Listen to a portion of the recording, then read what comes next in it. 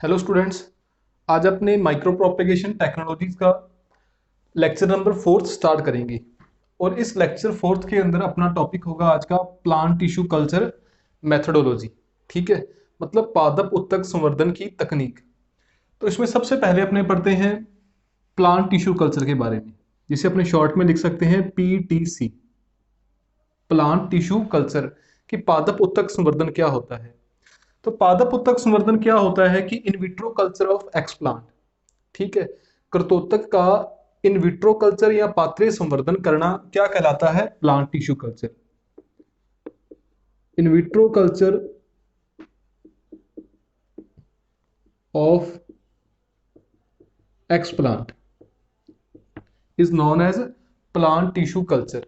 इन vitro culture अपने कैसे करते हैं कि एक्सप्लांट को एक कंट्रोल्ड कंडीशन में सुटेबल न्यूट्रिएंट मीडियम के ऊपर कल्चर किया जाता है, वो होता है इन विट्रो कल्चर।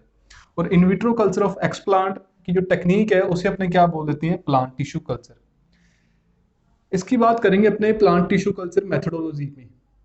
ठीक है, कि इसमें अपने प्लांट को या एक्स प्लांट को अपने कैसे कल्चर करते हैं, कि एक्स प्लांट को अपने इन विट्रो कल्चर किस प्रकार करते हैं, उसके मेथड को अपने समझना है।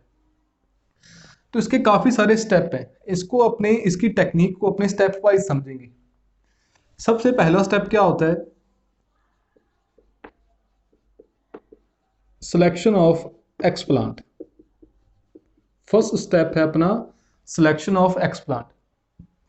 कि अपने को अपने फील्ड में जाते हैं, ठीक है, फील्ड में जाएंगे या ग्रीन हाउस के अंदर जाएंगे, वहां पर जो अपना प्लांट होगा उस प्लांट से अपने एक्स प्लांट को सेपरेट करेंगे, एक्स प्लांट का अपने सिलेक्शन करेंगे। फॉर एग्जांपल ये अपना प्लांट है, ये इसकी रूट है, ये इसकी लीफ है। ठीक है, ये इसमें मान लो क्या है, फ्लावर है। ये फ्लावर के अंदर स्टेमन की स्ट्रक्चर होगी और ये उसमें कार्पल की स्ट्रक्चर। अब इसमें से अपने कौन सा एक्स प्लांट सेलेक्ट करेंगे, ये किस पर डिपेंड करता है कि अपना ऑब्जेक्टिव क्या है।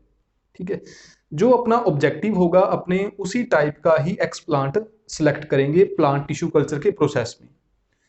तो देखो अपने जैसे एक साइड अपने लिखते हैं ऑब्जेक्टिव और दूसरी साइड अपने लिख लेते हैं एक्स प्लांट।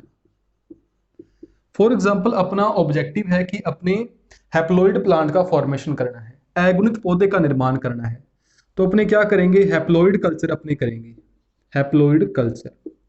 यदि अपने हैप्लॉइड कल्चर करेंगे हैप्लॉइड प्लांट का फॉर्मेशन करने के लिए, तो अपने जो एक्स प्लांट होगा वो अपने क्या ले सकते हैं, एंथर ले सकते हैं, या उस एंथर के अंदर जो पॉलन ग्रेन है वो भी अपने ले सकते हैं, क्योंकि बात तो एक ही है। या अपने लिख सकते हैं अनफर्टिलाइज्ड एग, अनफर्टिलाइज्ड एग। ठीक है, अनिषेचित अंडा, अनफर्टिलाइज्ड एग या अनिषेचित जो अंडा होता है उसका अपने यूज कर सकते हैं एक्स प्लांट के रूप में। फिर अपने बात करें जैसे अपने को चाहिए ट्रिप्लोइड प्लांट, ट्रिप्लोइड प्लांट चाहिए, त्रिगुणित पौधा चाहिए, तो अपने क्या करेंगे, ट्रिप्लोइड कल्चर करेंगे। और उसके लिए जो अपने को एक्स प्लांट चाहिए होगा वो अपने को क्या चाहिए, एंडोस्पर्म या भ्रूण पोष, क्योंकि जो एंडोस्पर्म होता है वो कैसा होता है, ट्रिप्लोइड होता है। यदि अपने को चाहिए वायरस फ्री प्लांट, ठीक है, तो अपना जो एक्स प्लांट अपने लेंगे वो अपने क्या लेंगे, apical meristem, apical meristem. For example अपने कर रहे हैं प्रोटोप्लास्ट कल्चर, प्रोटोप्लास्ट कल्चर। तो प्रोटोप्लास्ट कल्चर करने के लिए जो अपने एक्स प्लांट लेते हैं वो अपने लेते हैं ज्यादातर यूजुअली लीफ का अपने यूज करते हैं, उस लीफ से अपने प्रोटोप्लास्ट का फॉर्मेशन करते हैं। यदि अपने कर रहे हैं कैलस कल्चर, कैलस कल्चर, तो अपने प्लांट का कोई भी पार्ट काम में लिख सकते हैं। ठीक है, any part of plant.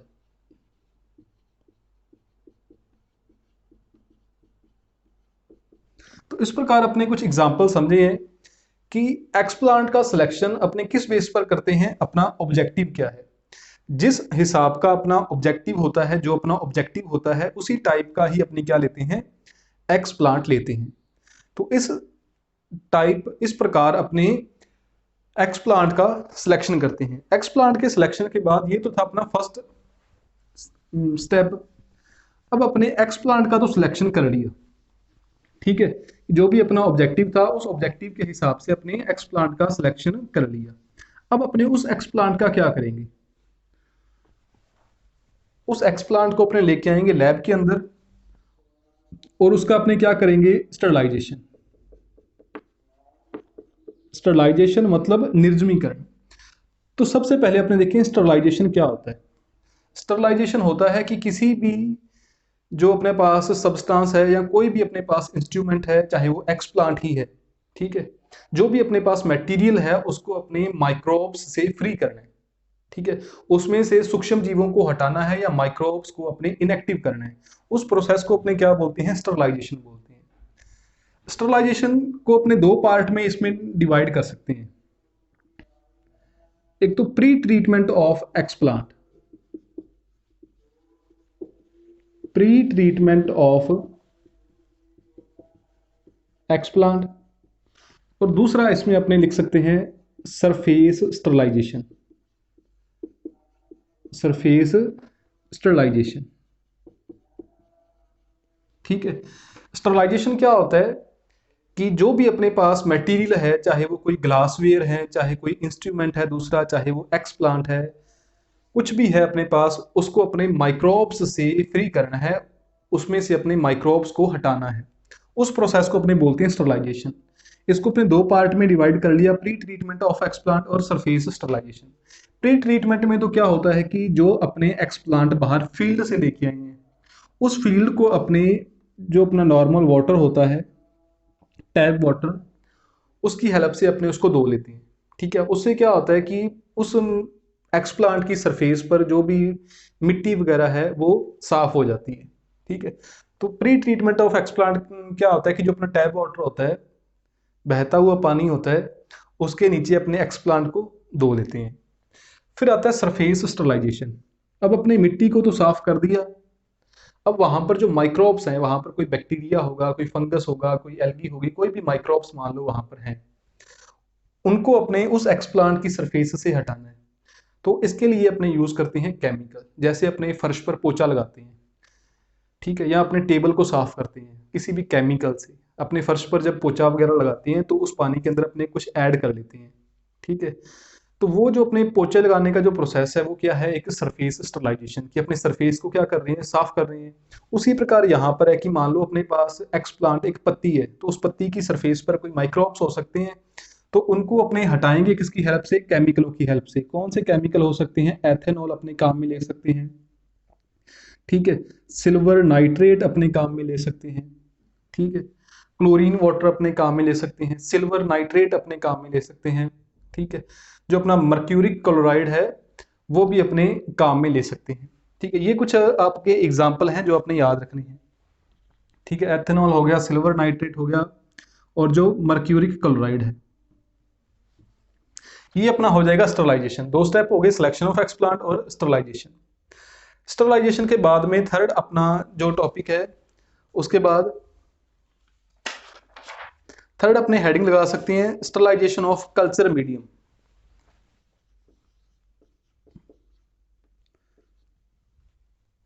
Sterilization of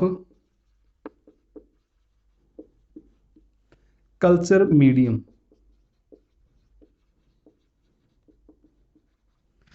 अब यहां पर अपने देखते हैं कि कल्चर मीडियम क्या होता है। इस कल्चर मीडियम को अपने नॉर्मली बोल सकते हैं न्यूट्रिएंट मीडियम, कि उस एक्सप्लांट को अपने जिस मीडियम के ऊपर कल्चर करते हैं उस मीडियम को अपने क्या बोलते हैं, कल्चर मीडियम। और उसी कल्चर मीडियम से उस एक्सप्लांट को क्या मिलते हैं, न्यूट्रिएंट मिलते हैं, ठीक है।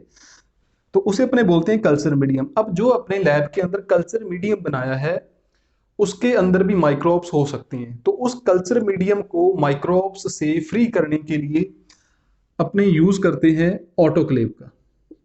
इसका यूज करेंगे अपने, ऑटोक्लेव का यूज करेंगे। ऑटोक्लेव क्या होता है कि एक कुकर लाइक स्ट्रक्चर होती है, जैसे अपने घरों में कुकर होता है सब्जी बनाने के लिए, उसी प्रकार की एक टेक्नोलॉजी होती है ऑटोक्लेव भी, ठीक है। इसमें भी क्या होता है कि अपने जो कल्चर मीडियम है उसको अपने हॉट स्टीम से या गर्म भाप से अपने निर्जमीकृत करते हैं, स्टरलाइज करते हैं। ठीक है, ऑटोक्लेव में क्या होता है, वहां पर गर्म भाप बनती है, हॉट स्टीम, जिससे अपना जो कल्चर मीडियम है वो स्टरलाइज होता है। इसके अंदर जो अपने को टेम्परेचर रखना होता है वो रखना होता है अपने को 121 डिग्री सेंटीग्रेड। ठीक है, वहां पे जो प्रेशर होता है वो कितना होता है, 15 psi। जो अपने को प्रेशर मेंटेन करना होता है वो कितना करना होता है, 15 psi। जो टेम्परेचर मेंटेन करना होता है ऑटोक्लेव के अंदर वो करना होता है 121 डिग्री सेंटीग्रेड। ठीक है, और लगभग 15 से अपने कह सकते हैं 20 मिनट के लिए, 15 से 20 मिनट के लिए अपने जो अपना कल्चर मीडियम है उसको अपने ऑटोक्लेव के अंदर रखते हैं। ठीक है, यदि अपने पास मान लो 40 से 50 ml कल्चर मीडियम है तो उसको अपने 15 psi प्रेशर पर 121 डिग्री सेंटीग्रेड पर 15 से 20 मिनट अपने ऑटोक्लेव में रखते हैं। ठीक है, ऑटोक्लेव में कैसे रखते हैं कि मान लो अपने पास एक कॉनिकल फ्लास्क है। ठीक है, उस कॉनिकल फ्लास्क के अंदर अपने क्या डाला, जो अपना न्यूट्रिएंट मीडियम है या कल्चर मीडियम है उसको अपने डालते हैं, उसको ऊपर से अपने कॉटन प्लग से बंद कर देते हैं। कॉटन प्लग के बाहर अपने कोई सिल्वर पेपर भी लगा सकते हैं कि जो एक्स्ट्रा वाटर है, जो स्टीम के अंदर जो वाटर होगा वो उसके अंदर इंटर ना कर जाए। ठीक है, तो इसे अपने रख देंगे ऑटोक्लेव के अंदर, वहां पर जो हॉट स्टीम होगी उसकी हेल्प से ये क्या हो जाएगा, स्टरलाइज हो जाएगा। ठीक है, तो वहां पे जो प्रेशर होगा वो अपने याद रखना है, एग्जाम में ये पूछा जा सकता है कि प्रेशर, टेम्परेचर और टाइम कितना होता है। और कल्चर मीडियम को अपने कौन से इंस्ट्रूमेंट की हेल्प से स्टरलाइज करते हैं, ऑटोक्लेव। और ये भी आपने याद रखना है कि ऑटोक्लेव को हमेशा 0 डिग्री, जब जब प्रेशर कितना हो जाएगा, 0, प्रेशर कितना हो जाएगा, 0। ऑटोक्लेव को हमेशा कब खोलना चाहिए, जब प्रेशर कितना हो जाएगा, 0। अपने घरों में भी जब कुकर में सब्जी बनाते हैं तो उस कुकर को अपने कब खोलते हैं, जब उसमें से सारा प्रेशर बाहर निकल जाता है। तो उसी प्रकार जो ऑटोक्लेव है उसके अंदर भी तो क्या बन रहा है, प्रेशर। ठीक है, स्टीम बन रही है, भाप बन रही है, जिससे वहां पे अंदर प्रेशर है। तो जब वो प्रेशर सारा भाप बाहर निकल जाती है, तभी जब प्रेशर 0 हो जाता है तब उस टाइम अपने को ऑटोक्लेव खोलना चाहिए। तो ये 3-4 बातें अपने याद रखनी है। इसके बाद अपने एक्सप्लांट का स्टरलाइजेशन कर लिया। एक्सप्लांट की स्टरलाइजेशन के बाद अपने जो कल्चर मीडियम है उस कल्चर मीडियम का भी अपने स्टरलाइजेशन कर लिया। ठीक है, जो फोर्थ इसमें आता है अपना sterilisation of glassware. Sterilisation of glassware. ठीक है, कि प्लांट टिश्यू कल्चर के अंदर जो भी अपने ग्लासवेयर काम में ले रहे हैं, कांच का सामान अपने काम में ले रहे हैं। ठीक है, तो जब वो लैब में पड़ा होगा कांच का सामान, कोई बीकर पड़ा है, कोई कॉनिकल फ्लास्क पड़ा है, वहां पे कोई पेट्री डिश है, कोई वेसल है, तो उन पर भी क्या हो सकते हैं, माइक्रोब्स उन पर भी आ सकते हैं। तो उनको माइक्रोब्स से फ्री करने के लिए अपने किसका यूज करते हैं, हॉट एयर ओवन का। किसका यूज करेंगे अपने, हॉट एयर ओवन का। ठीक है, तो हॉट एयर ओवन की हेल्प से अपने किसको स्टरलाइज करते हैं, ग्लासवेयर को। ऑटोक्लेव की हेल्प से अपने किसको स्टरलाइज करते हैं, कल्चर मीडियम को। और जो सरफेस स्टरलाइजेशन करना है तो सरफेस स्टरलाइजेशन करने के लिए अपने किसका यूज करते हैं, केमिकल्स का। कौन कौन से केमिकल हैं अपने, एथेनॉल है, सिल्वर नाइट्रेट है और मर्क्यूरिक क्लोराइड है। ठीक है, कौन सा है, मर्क्यूरिक क्लोराइड है। तो ये अपने 4 स्टेप हो गए। ठीक है, 5वां स्टेप जब अपने स्टरलाइजेशन ऑफ ग्लासवेयर कर लेंगे तो जो नेक्स्ट स्टेप आता है अपना, नेक्स्ट स्टेप के अंदर अपने यहां पर ऐड कर सकते हैं पोरिंग और इनोक्यूलेशन। इसको अपने साफ कर देते हैं।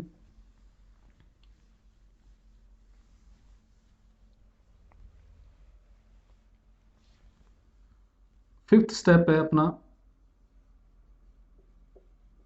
Pouring and inoculation. ठीक है, अब इस पोरिंग का मतलब क्या होता है, इनोक्यूलेशन का मतलब क्या होता है, इससे अपने समझते हैं। यहां पर क्या था कि अपना जो कल्चर मीडियम है वो कहां पर पड़ा है, ऑटोक्लेव के अंदर। क्यों रखा था, उसको स्टरलाइज करने के लिए, निर्जमीकृत करने के लिए। जब वो स्टरलाइज हो जाएगा तो अपने उस कल्चर मीडियम को ऑटोक्लेव से बाहर निकालेंगे और उसको अपने एक कैबिनेट के अंदर रखते हैं। उस कैबिनेट का नाम क्या होता है, लैमिनार एयर फ्लो, ये भी एक इंस्ट्रूमेंट है, ठीक है, लैमिनार एयर फ्लो कैबिनेट, उसके अंदर अपने रखना होता है। लेकिन इस कल्चर मीडियम को इस लैमिनार एयर फ्लो कैबिनेट में रखने से पहले, ठीक है, क्योंकि ये जो कैबिनेट है इसके अंदर भी क्या हो सकती हैं, माइक्रोब्स हो सकती हैं।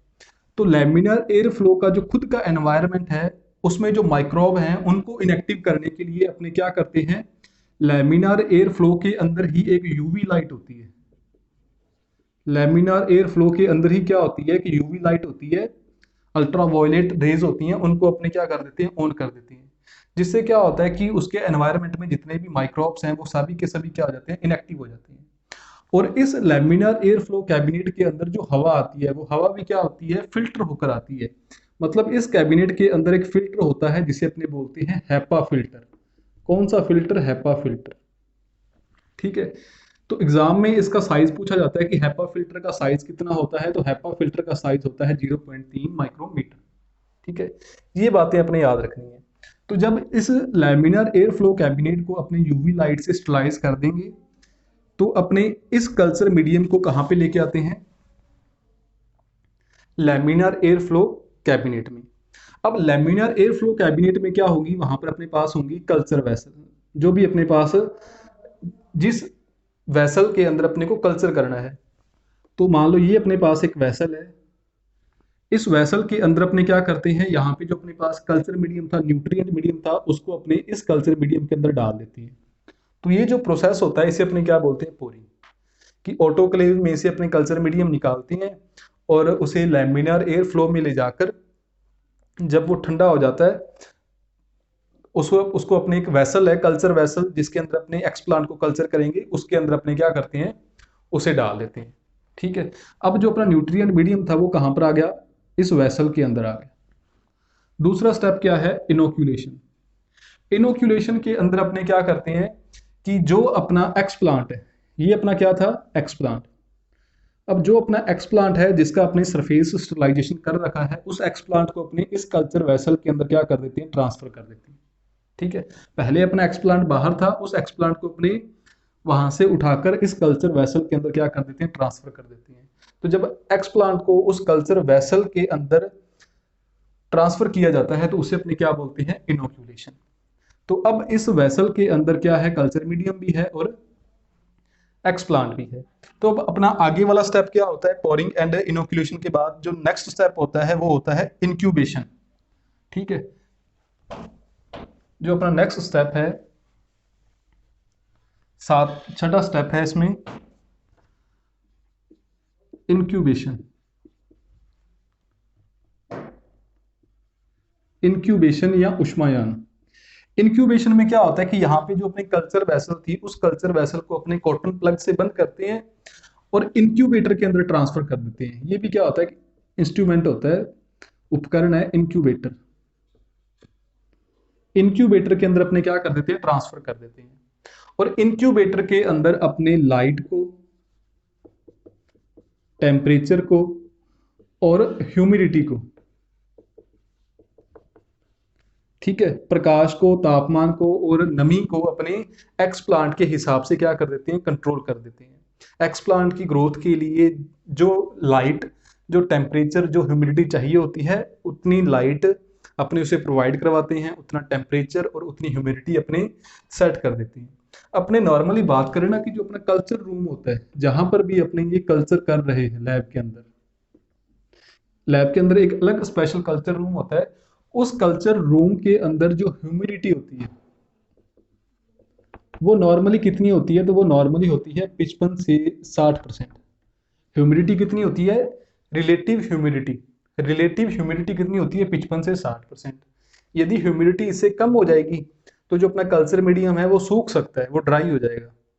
और यदि इसके ह्यूमिडिटी है वो 60% से ज़्यादा हो जाएगी तो वहां पर फंगस ग्रो हो जाएगी, ठीक है। ह्यूमिडिटी होती है 55 से 60%।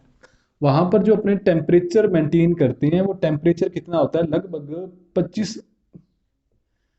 डिग्री सेंटीग्रेड के आसपास, ठीक है, टेम्परेचर होता है। फिर अपने बात करें लाइट इंटेंसिटी की, लाइट इंटेंसिटी की, तो लाइट होती है लगभग 1000 लक्स या LUX अपने बोल दें, 1000 लक्स के पास रखते हैं अपने, या कुछ बुक्स के अकॉर्डिंग अपने 2000 से 3000 लक्स भी रख सकते हैं। ये डिपेंड करता है कि अपने किस टाइप का कल्चर कर रहे हैं। ह्यूमिडिटी होती है 55 से 60%, टेम्परेचर 25 के आसपास, लाइट इंटेंसिटी 1000 या कुछ के अकॉर्डिंग 2000 से 3000।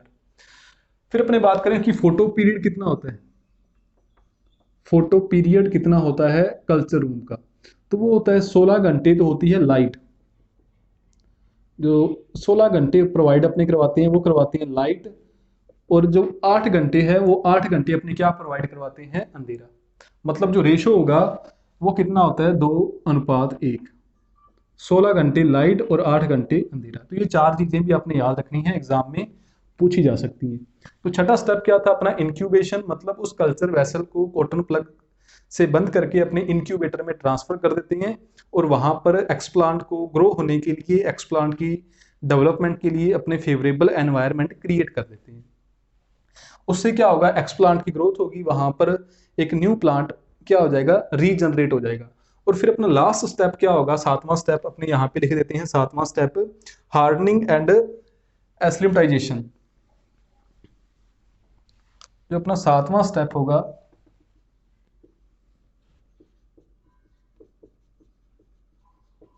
हार्डनिंग एंड एस्लिमेटाइजेशन, ठीक है, जिसे अपने हिंदी में बोल सकते हैं अनुकूलन। तो हार्डनिंग का मतलब क्या होता है कि जब वो इस उस कल्चर वेसल के अंदर जब एक्सप्लांट रीजनरेट हो जाएगा, तो उसको अपने धीरे धीरे न्यू एनवायरनमेंट के प्रति क्या करवाएंगे, अडॉप्ट करवाएंगे, अनुकूल करवाएंगे। तो उसके लिए सबसे पहले अपने क्या करते हैं, उस जो न्यू प्लांट है उस न्यू प्लांट को अपने सबसे पहले ट्रांसफर करते हैं ग्रीन हाउस के अंदर। कहां पर करेंगे, सबसे पहले ग्रीन हाउस के अंदर, ठीक है। तो ग्रीन हाउस के अंदर उसे थोड़ी सी उसे अनफेवरेबल कंडीशंस मिलेंगी, अनफेवरेबल एनवायरनमेंट मिलेगा। यदि वो उसके प्रति क्या हो जाएगा, अनुकूल हो जाएगा, उसको वो क्या कर लेगा, अडेप्ट कर लेगा, तो फिर उसको अपने बाहर एनवायरनमेंट के अंदर, फील्ड के अंदर क्या कर देते हैं, ट्रांसफर कर देते हैं। तो प्लांट टिश्यू कल्चर की मेथोडोलॉजी के अंदर टोटल 7 स्टेप है। सबसे पहले क्या होता है, सिलेक्शन ऑफ एक्सप्लांट, वो कैसे करते हैं, ऑब्जेक्टिव के बेस पर। स्टरलाइजेशन को अपने दो पार्ट में डिवाइड कर सकते हैं कि प्री ट्रीटमेंट ऑफ एक्सप्लांट, उसे पानी से धोते हैं। फिर दूसरा सरफेस स्टरलाइजेशन, जो काफ़ी केमिकल है, एथेनॉल है, ब्रोमीन है, क्लोरीन है, ठीक है, हाइड्रोजन पेरोक्साइड है, मर्क्यूरिक क्लोराइड है, सिल्वर नाइट्रेट है, इनसे अपने उसकी सरफेस को साफ करते हैं। फिर कल्चर मीडियम का अपने स्टरलाइजेशन करते हैं ऑटोक्लेव की हेल्प से। ऑटोक्लेव के अंदर क्या होती है, हॉट स्टीम, वहां पर जो प्रेशर होता है वो 15 psi, टेम्परेचर होता है 121 डिग्री सेंटीग्रेड, और 15 से 20 मिनट के लिए रखते हैं अपने। फिर अपने ग्लासवेयर का स्टरलाइजेशन करते हैं। ग्लासवेयर का स्टरलाइजेशन करने के लिए अपने किसका यूज करते हैं, हॉट एयर ओवन का, ठीक है। फिर अपने क्या करते हैं, पांचवा स्टेप था अपने पोरिंग एंड इनोक्यूलेशन। उसके बाद क्या होता है कि अपने सबसे पहले अपने पास एक कैबिनेट होता है, लैमिनार एयर फ्लो कैबिनेट। उसके एनवायरनमेंट को माइक्रोब्स फ्री करने के लिए अपने यूवी लाइट का यूज करते हैं, और उसके अंदर एक फिल्टर होता है, हैपा फिल्टर, जिससे हवा छन कर आती है, हवा फिल्टर होकर आती है। हैपा फिल्टर का साइज होता है 0.3 माइक्रोमीटर। पोरिंग क्या होती है कि अपने ऑटोक्लेव से निकालते हैं कल्चर मीडियम को, और लैमिनार एयर फ्लो के में लेके जाते हैं, वहां पर होती है कि कल्चर वेसल, और उस कल्चर वेसल के अंदर अपने उस न्यूट्रिएंट मीडियम को डाल देते हैं। इनोक्यूलेशन क्या होता है कि वहां पर होता है अपना एक्सप्लांट, उस एक्सप्लांट को उठाते हैं और उस कल्चर वेसल में रख देते हैं। उस कल्चर वेसल के अंदर क्या आ गया, न्यूट्रिएंट मीडियम भी आ गया, एक्सप्लांट भी आ गया, उसे अपने कॉटन प्लग से बंद करते हैं, और अपने सिक्स स्टेप आ जाता है इंक्यूबेशन। मतलब उसे थोड़ा सा उष्मा प्रोवाइड करवाते हैं, टेम्परेचर प्रोवाइड करवाते हैं। कहाँ पर, इंक्यूबेटर के अंदर। इंक्यूबेटर के अंदर अपने वहां उसके लिए जो कंट्रोल्ड कंडीशन है, फेवरेबल जो एनवायरनमेंट है, वो अपने वहां पर क्या कर देते हैं, क्रिएट कर देते हैं। फिर अपने लास्ट सातवां स्टेप देखा था, हार्डनिंग एंड एस्लिमटाइजेशन। मतलब जब वहां पर प्लांट रीजनरेट हो जाता है तो उसे अपने पहले ग्रीन हाउस में ट्रांसफर करते हैं, फिर बाहर फील्ड के अंदर वो धीरे धीरे क्या हो जाएगा, उस न्यू एनवायरनमेंट के प्रति अपने आप को डाल देता है। फिर अपने देखा था कि जो कल्चर रूम होता है, उस कल्चर रूम में जो टेम्परेचर होता है वो कितना होता है, लगभग 25 डिग्री सेंटीग्रेड। जो वहां पर ह्यूमिडिटी होती है वो कितनी होती है, 55 से 60%। यदि ज्यादा हो जाएगी तो फंगस ग्रो होगी, यदि कम होगी तो जो अपना न्यूट्रिएंट मीडियम है वो ड्राई हो जाएगा। वहां पर जो अपना फोटो पीरियड होता है वो कितना होता है, 16 घंटे लाइट और 8 घंटे अंधेरा। मतलब रेशो पूछे तो रेशो कितना आ जाएगा, 2:1। और वहां पर जो लाइट इंटेंसिटी होती है वो कुछ के अकॉर्डिंग 1000 लक्स और कुछ में लिखा होता है 2000 से 3000। ये एक्सप्लांट पर वेरी करती है कि अपने किस टाइप का कल्चर कर रहे हैं। ठीक है, तो ये अपना जो फोर्थ टॉपिक था, आपके सिलेबस में शायद ये 5वां टॉपिक है, प्लांट टिश्यू कल्चर मेथोडोलॉजी, तो ये अपना कंप्लीट हो गया। ठीक है, एक इसमें अपना टॉपिक रह गया मेन स्टरलाइजेशन टेक्निक, उसको अपने नेक्स्ट जो अपना 5th लेक्चर होगा उसमें अपने डिस्कस करेंगे। Thank you.